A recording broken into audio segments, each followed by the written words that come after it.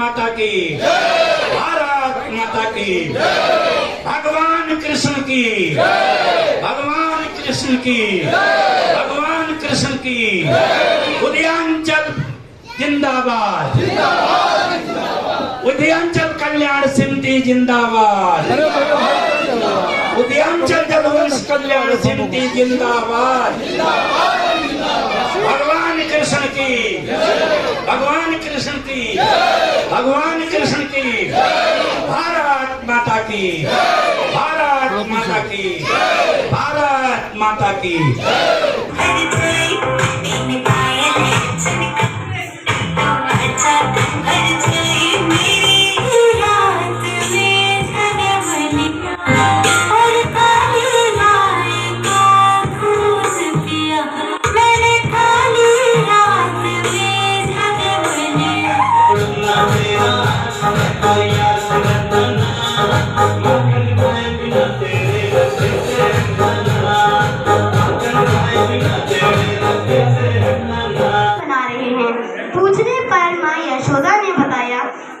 यह सब तैयारियां भगवान इंद्रदेव के लिए हो रही हैं। वह ही तो बारिश कराते हैं जिससे अन्न पैदा होता है और हमारे गाय को चारा मिलता है। माता की बात सुनकर भगवान ने कहा कि बारिश इंद्रदेव का कर्तव्य है। अगर पूजा करनी है तो गोवर्धन पर्वत की करनी चाहिए। हमारी गाय तो वही चलती है, हमें फल फूल सब्जियां भी गोवर्धन पर्वत से मिलती हैं। इसके बाद सभी ब्रजवासी गोवर्धन पर्वत की पूजा करने लगे। इसके बाद इंद्रदेव क्रोधित हो गए। अपमान समझकर और क्रोध में आकर खूब बारिश की, जिससे हर तरफ त्राही त्राही हो गया।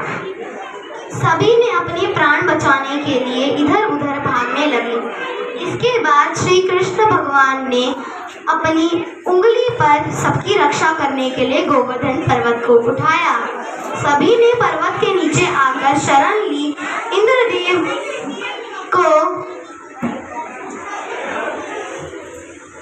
ललित होकर क्षमा याचन करना पड़ा। इस समय से गोवर्धन पूजा मनाई जाती है। धन्यवाद। मेरा नाम कृष्णिका प्रकाश है। तो मैं आप लोगों को गोवर्धन के छोटे होने की पीछे की वजह बताती हूँ।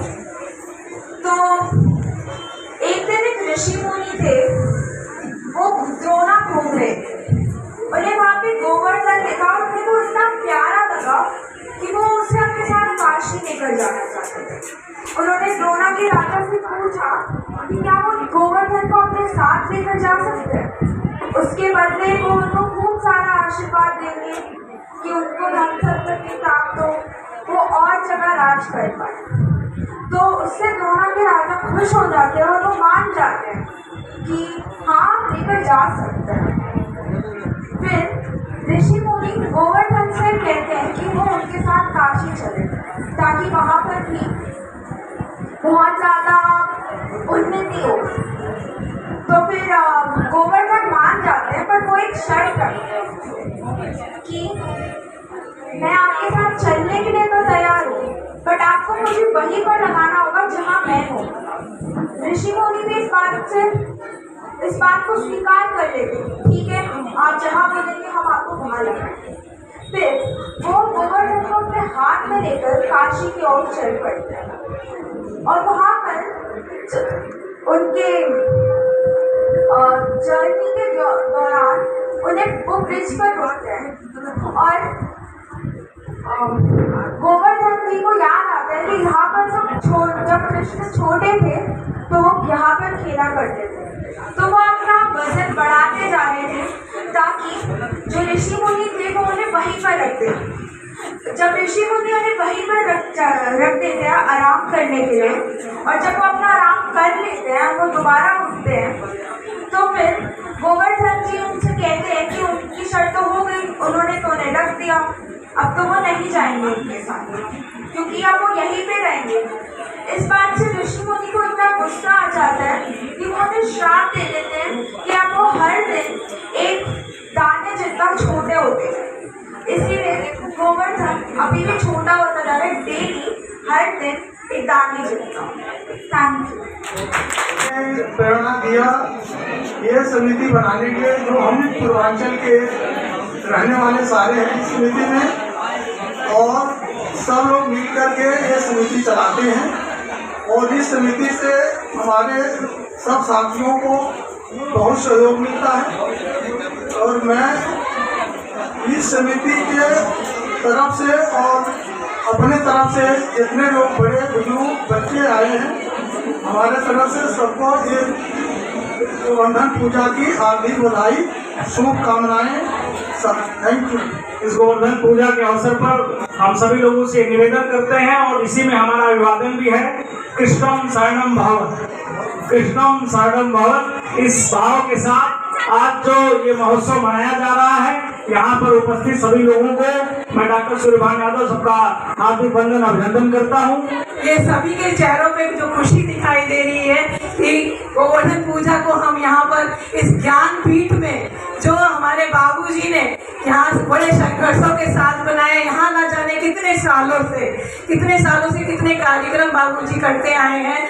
आप जैसे लोगों ने जो है उनका इतना उत्साह बढ़ाया है। तो पहले सर्वप्रथम मैं बात करूँगी कि ये गोवर्धन क्यों मनाया जाता है।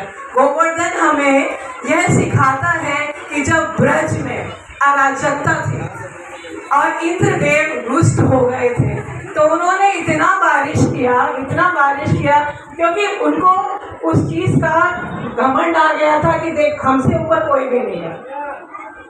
तो इतनी बारिश थी वहाँ पर कि जो ब्रजवासी थे, जो मवेशी थे, जो वहाँ पर जितने भी जीव जंतु थे, वो बहुत परेशान हो गए। तो वो कृष्ण जी के पास जाते हैं, उनसे मदद मांगते हैं कि ये अगर ये वर्षा नहीं रुकी तो हम लोगों का क्या होगा, हम सब लोग विनाश के काल में विनाश हो जाएगा हम लोगों का, हम लोग जीवित नहीं रहेंगे। तो कृष्ण जी ने क्या सोचा, कृष्ण ने सोचा कि इंद्र देवता जी का जो ये घमंड है, इसे तोड़ने के लिए उन्होंने गोवर्धन पर्वत को अपनी एक उंगली से उठा लिया, जिसके कारण हम जो ब्रजवासी थे, जो वृंदावन था, वो उसको सुरक्षा प्रदान करी। तो कृष्ण भगवान जी कहते हैं कि आज से आप लोग इस गोवर्धन पर्वत की पूजा करेंगे। तो तभी कहाँ से हम जो लोग हैं, हम सारे जो लोग हैं, तभी से हम इस गोवर्धन पूजा को मनाते हैं। तो ये हमें ये सिखाता है कि जो हम क्या सीखते हैं हम इससे। आप बता सकते हैं कि इससे क्या सीखा हमने? कोई भी यस ऋषिका, क्या यू बताइए भाई, आइए बेटा। अपने ऊपर घमंड नहीं करना चाहिए। वेरी गुड, बहुत अच्छा कि हमें जितने में हम हैं, हमारी जितनी शक्ति है, सामर्थ्य है, हमें उसमें घमंड नहीं करना चाहिए। कि घमंड हर किसी का चूर होता है, वो तो इंद्र देवता थे, हम तो आम इंसान हैं, तो हमें घमंड नहीं करना चाहिए था। ये सब शिक्षा में कैसे, ये जो शिक्षा है ये हमें शिक्षा ग्रहण करने पर ही आएगी, ठीक है। तो हम शिक्षा को हमें इतना फैलाना है। आज ये बच्ची देखो, मैंने जरा सी कहानी बताई और उसके पास उत्तर था। तो ये कैसे हुआ? ये शिक्षा से हुआ है। जब हमारे बच्चे, हमारी बेटियां, हमारी माएँ, हमारी बहनें जब आगे पढ़ेंगी तो वो पीढ़ियों को मजबूत करेंगी। तो इसलिए हमें शिक्षा को बढ़ावा देना है, हमें हर किसी इंसान को शिक्षित करने का एक उद्देश्य लेना है, जो मेरे बाबूजी ने किया है। उन्होंने अपने जीवन काल में जितना भी संघर्ष किया वो शिक्षा के लिए किया है। उन्होंने अपने बच्चों को भी पोस्ट ग्रेजुएट तो सबको ही बनाया है। उसके बाद अगर किसी की इच्छा है तो जैसे मैं आगे पढ़ना चाहती तो मैंने डॉक्टरेट किया, वो कोई भी कर सकता है। ये कैसे आया दिमाग में? जब हम शिक्षित हुए, जब हमें समाज का ज्ञान हुआ, समाज में क्या नया आ रहा है, क्या आविष्कार चल रहे हैं, समाज कहाँ बढ़ रहा है, देश कहाँ जा रहा है, देश कैसे उन्नति कर रहा है, ये सब कहाँ से आएगा? हमें शिक्षा से आएगा। इसलिए मैं 2 दो शब्दों में यही कहना चाहूंगी कि सबको शिक्षा का अधिकार है, सबको शिक्षा का सम्मान है। तो शिक्षित बनिए, शिक्षित बनाइए। जय हिंद, जय भारत। उदयांचल यदुवंश कल्याण समिति के अध्यक्ष जी, संरक्षक जी, संस्था के सभी पदाधिकारीगण, भाइयों और बहनों, बेटियों और पत्रकार साथियों, आप लोग यहाँ बहुत देर से कार्यक्रम में भाग लिए हैं, गोवर्धन पूजा में, और बच्चों का सांस्कृतिक कार्यक्रम आप लोगों ने सुना। मैं इस अवसर पर आप लोगों का हार्दिक अभिनंदन करता हूं, आप लोगों का स्वागत करता हूं कि आप लोग भारी तादाद में आकर यदुवंश उदयांचल यदुवंश कल्याण समिति का हौसला बढ़ाते हैं और उल्लासपूर्वक गोवर्धन पूजा और जो भी आयोजन उदयांचल यदुवंश कल्याण समिति करती है उसको सफल बनाने का कार्य करते हैं। आप लोग पुनः अभिनंदन के पात्र हैं और लगातार मैं आप लोगों का अभिनंदन करता हूं और आप लोगों से ये निवेदन भी करता हूं कि आपकी ही ताकत से उदयांचल यदुवंश कल्याण समिति रात दिन दूनी और चौगुनी उन्नति कर रही है। पूरे गाजियाबाद में इसका प्रसार और प्रचार हो रहा है और पूरे देश में इसका प्रचार और प्रसार आपकी ताकत से करना है। आप लोग तन और मन और धन से इनकी मदद करिए जिससे यह आगे अपना सांस्कृतिक कार्यक्रम के साथ साथ जो देश के अंदर पाखंड है, जो रूढ़िवाद है और जो यहाँ नफरत का वातावरण है, जो अन्याय है और अत्याचार है, उससे निजात दिलवाने के लिए ये हर जगह जाकर लोगों में जागरूकता पैदा करें। आज गोवर्धन पूजा है और भगवान कृष्ण ने जन जन के लिए गोवर्धन पर्वत को उठाया था। यह पौराणिक कथा है कि भगवान कृष्ण ने जो इंद्र का अहंकार था, जिसको डॉक्टर सरोज यादव ने, ऋषिका प्रकाश ने, यशस प्रसाद जी ने और हमारे धर्मेंद्र भाई ने और ये अपने महासचिव कृष्णानंद जी ने, सूर्यभान भाई ने, सभी लोगों ने बताया, डॉक्टर साहब ने अभी आकर बताया, सारे लोग इस पर प्रकाश डाल चुके हैं। मैं इतना कहना चाहता हूँ कि भगवान कृष्ण ने गीता में लगातार कहा है कि परित्राणाय साधूनाम विनाशाय च दुष्कृताम, परित्राणाय साधूनाम विनाशाय च दुष्कृताम और धर्म स्थापनार्थाय संभवाम जुगे जुगे। मैं जब यहाँ पर उन लोगों को कष्ट दिया जाता है, समाज के अंदर जनता के साथ जब अन्याय और अत्याचार होता है, तो मैं किन्हीं न किन्हीं रूप में अवतरण लेता हूँ। भगवान कृष्ण ने गोवर्धन पर्वत को उठाकर इस काम को किया और साथ में कहा कि यदा यदा ही धर्मस्य ग्लानिर्भवति भारते, यदा यदा ही धर्मस्य ग्लानिर्भवति भारते अभुत्थानाय धर्मस्य सृजामहे, मैं इसे सृजित करता हूँ, भगवान कृष्ण ने कहा है। और लेकिन आज स्थिति बदली हुई है, देश के अंदर लगातार पाखंड फैलाया जा रहा है, साजिश के तहत काम किया जा रहा है कि जनता अंधकार में रहे, जनता रूढ़िवाद कुरीतियों के अंदर फंसी रहे, वो प्रश्न न पूछे सत्ता से। अगर वो शिक्षित हो गई, उसकी अज्ञानता अगर दूर हो गई और वो जानने लगी अगर, तो वो प्रश्न पूछेगी और प्रश्न पूछेगी तो उसका जवाब आज की सत्ता के पास नहीं है। इसलिए वह शिक्षा को भी कमजोर करना चाह रहे हैं और स्वास्थ्य में भी कमजोर करना चाह रहे हैं। इस देश के अंदर गरीबी को रखना चाहते हैं जिससे लोग शिक्षित न हो सकें। आज स्थिति यह है कि भारत 122 देशों में 107वें नंबर पर खुशहाली रिपोर्ट है। इसकी खुशहाली रिपोर्ट शिक्षा, स्वास्थ्य और भारत के लोगों की प्रसन्नता पर बनती है। यहाँ पर झूठ और लूट का साम्राज्य है। यहाँ झूठ बोला जा रहा है और झूठ में लोगों को फंसाया जा रहा है। हम लोग जागरूक नागरिक हमें बनना और लोगों को बनाना है कि जो लोग साजिश के साथ झूठ बोल रहे हैं और हमें धार्मिक पाखंड में फंसाकर हमें मानसिक गुलाम बनाते हैं, उस गुलामी को खत्म करने के लिए हमें अपने बच्चों को और खुद को शिक्षित रखना पड़ेगा।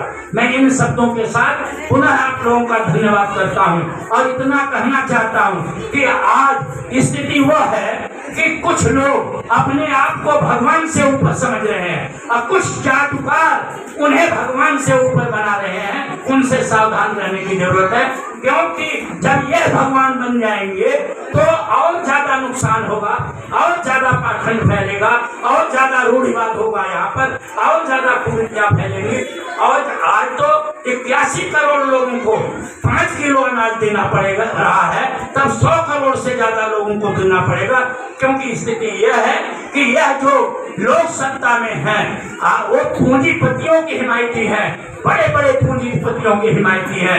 गरीब गरीब होता जा रहा है और बड़ा आदमी होता जा रहा है। यहाँ महंगाई चरम सीमा पर है और यहाँ पर बेरोजगारी बढ़ती जा रही है और शिक्षा कमजोर होती जा रही है। ये साजिश है कि जो पीछे लोग हैं, जो पिछड़े लोग हैं, जो अति पिछड़े हैं, जो गरीब हैं, चाहे वो किसी जात के हैं, उन लोगों को रोको और बड़े से बड़े लोगों को, जो बड़े पूंजीपति 315 अरबपति हो गए इस देश के अंदर। विश्व में 315 अरबपति नहीं है, केवल पूंजीपतियों के लिए यहाँ काम हो रहा है। इससे भी सावधान रहने की जरूरत है। हम पूजा पाठ करें, ध्यान करें, लेकिन दृष्टि हमारी दिल्ली पर रहनी चाहिए, जो हमें अधिकार देती है, संविधान देती है। संविधान की रक्षा के लिए हमें लगातार प्रयत्न करना चाहिए।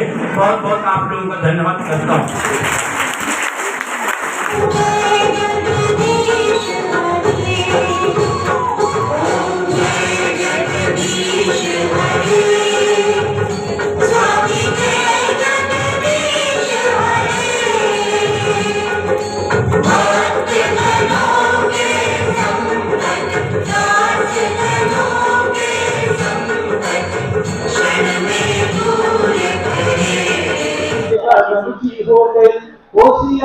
नमस्कार, प्रणाम। मैं खुशबू तिवारी आप सभी के बीच रूबरू हूँ GNA न्यूज चैनल के माध्यम से। आप सभी इसको देखिए, सुनिए, ढेर सारा प्यार दीजिए और चैनल को सब्सक्राइब करिए। बहुत बहुत धन्यवाद।